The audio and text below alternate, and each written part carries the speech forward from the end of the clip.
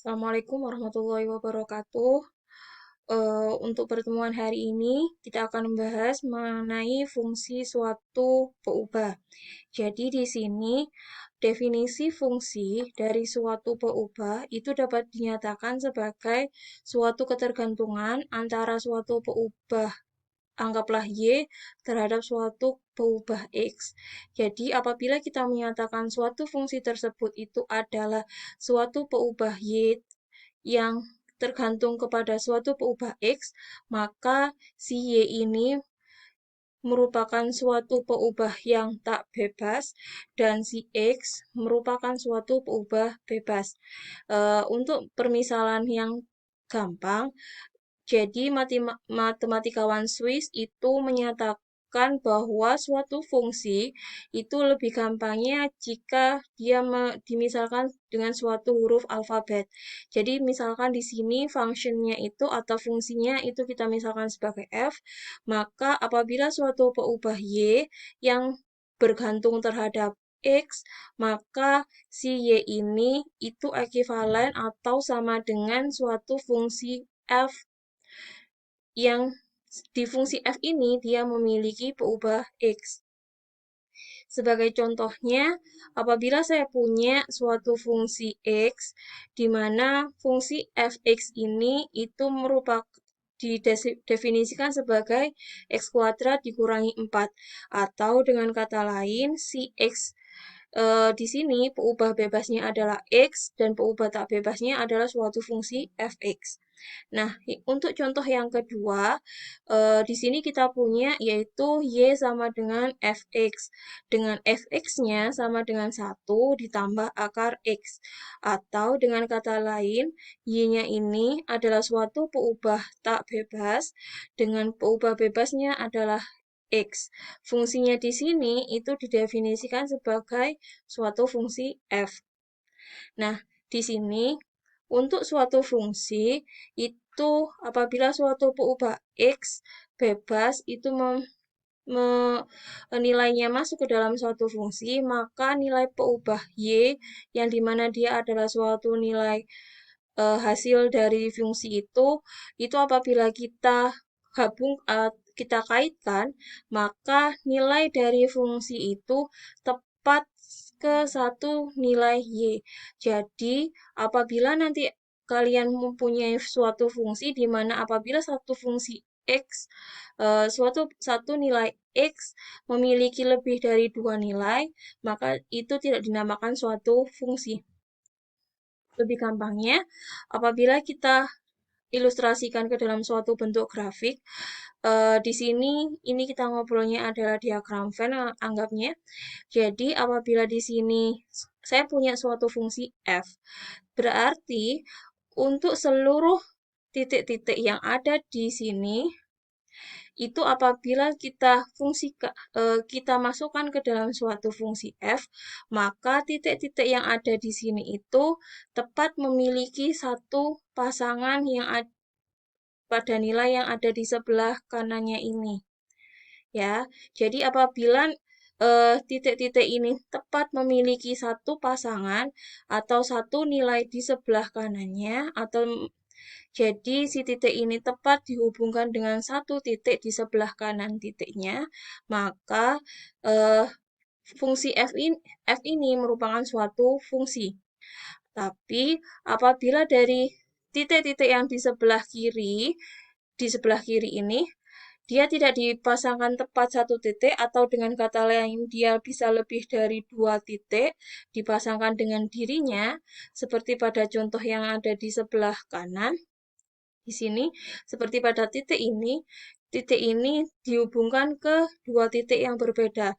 Atau dengan kata lain, untuk titik ini, apabila dioperasikan terhadap suatu f, maka dia menghasilkan ke dua titik yang lain. Atau dengan kata lain, si titik ini berpasangan dengan dua hal, sehingga si f ini bukan merupakan suatu fungsi. Ya, jadi untuk gampangnya, untuk suatu fungsi f itu satu titik dipasangkan dengan satu titik yang lain, tepat satu titik. Dia tidak boleh berpasangan lebih dari satu titik. Nah, dari gambar ini tadi, yang sebelah sini kita sebut sebagai domain, yang sebelah sini kita sebut sebagai ring. Domain atau yang biasa dikenal sebagai daerah asal itu merupakan suatu nilai-nilai yang bisa dimasukkan ke dalam X. Ya, jadi di sini untuk domain itu kita bisa membedakan domain itu ke dalam 3 jenis, yaitu domain fisis, domain yang alami atau domain natural, dan yang ketiga adalah domain yang ditentukan oleh problem solver atau si pemecah masalah atau si pemberi soal kalau di sini biasanya. Jadi dengan kata lain, suatu domain nanti, domain suatu fungsi itu bisa tergantung dari 3 hal ini. Nah, untuk domain sendiri, apabila dia merupakan domain dari suatu fungsi f, maka notasi dari domainnya adalah df kecil. Nah, jadi f-nya di sini menunjukkan bahwa dia adalah domain dari fungsi f. Jadi nanti apabila fungsinya itu bentuknya adalah gx atau bentuknya ga atau bentuknya hx atau apa, berarti d-nya itu kalau bentuknya gx berarti d-nya adalah dg. Kalau nanti bentuknya hx itu berarti di sini adalah dh. Begitu seterusnya. Nah, saya akan bahas lebih dulu masalah domain yang jika dipertimbangkan dari fisis. Nah, untuk domain fisis atau domain geometrik, lebih mudahnya saya langsung berikan suatu contoh. Jadi, apabila saya memiliki bangun seperti ini, jika kita mencari luasan yang pada daerah yang coklat, maka kita bisa membentuk suatu fungsi, di mana fungsi ini terbentuk dari luasan kotak keseluruhan, tanpa dikurangi dengan kotak kecil-kecil ini dulu. Jadi luasan keseluruhan dari kotak ini kan aslinya adalah 10 kali 10, berarti 100. Nah, karena di sini ada kotak kecil yang memiliki sisi X dan X pada 4 sisi, maka si luas awalnya yang 100 ini tadi kita kurangkan dengan setiap luasan di kotak kecil-kecilnya. Atau dengan kata lain, ini kita kurangkan dengan 4x kuadrat. Karena luasan satu kotak ini adalah x kuadrat. Dari situ, kita mendapatkan rumus luasan dari fungsi ini. Fungsi luasan ini adalah 100 dikurangi 4x kuadrat. Jadi, 100 ini adalah luasan keseluruhan kotak. Lalu yang dikurangi 4x ini, 4x kuadrat ini adalah dikurangi dari kotak-kotak yang kecilnya. Nah, kalau kita perhatikan, untuk kita mengetahui nilai-nilai x berapa saja di sini yang memenuhi, maka kita cari domain secara geometriknya. Karena di sini nilai suatu x itu tidak mungkin kurang dari 0.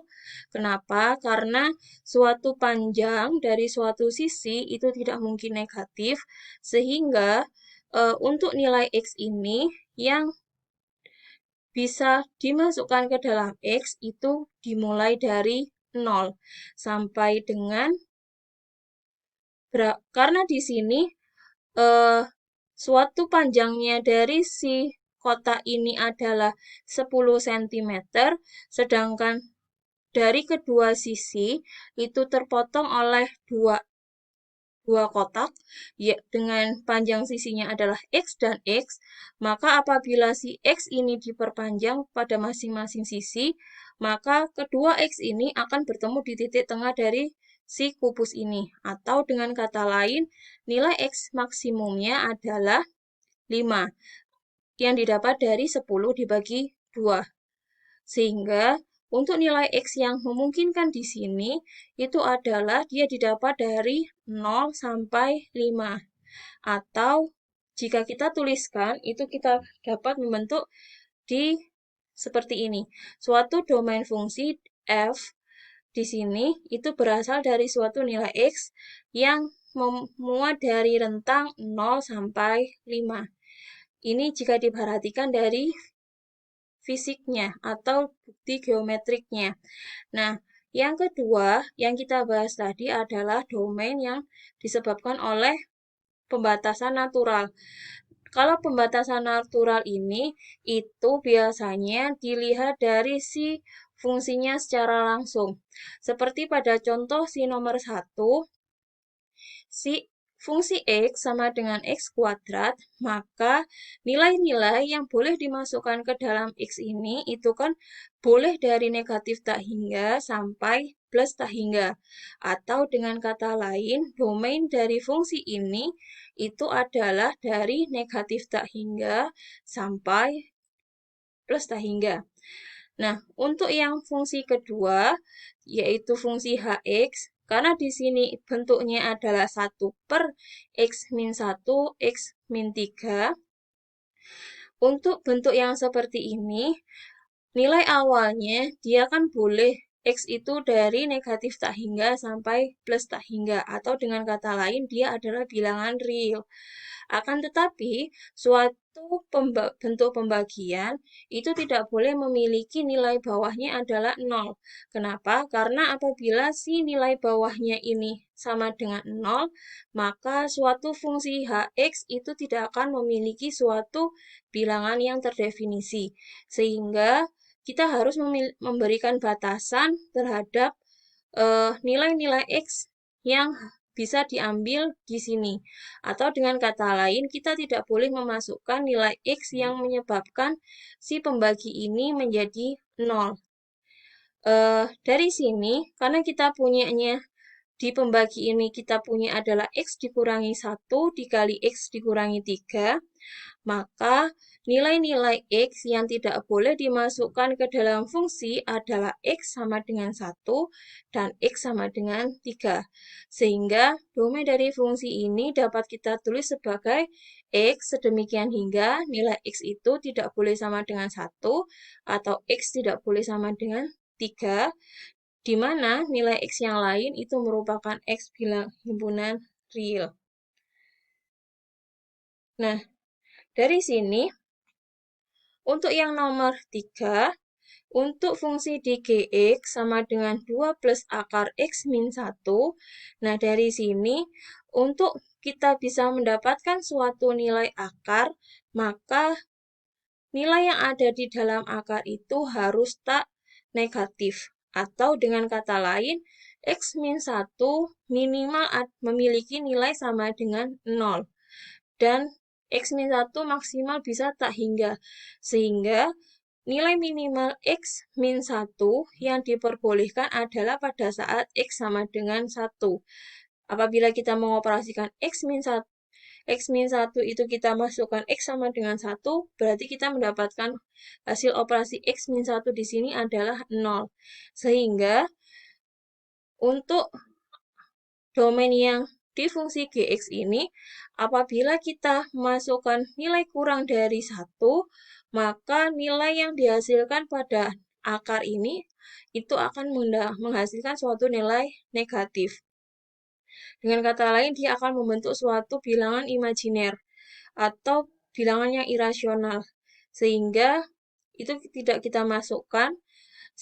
Atau dengan kata lain, nilai BF ini atau nilai domain dari fungsi G, mohon maaf ini harusnya G, jadi nilai dari domain G itu adalah suatu nilai yang terletak antara 1 sampai tak hingga.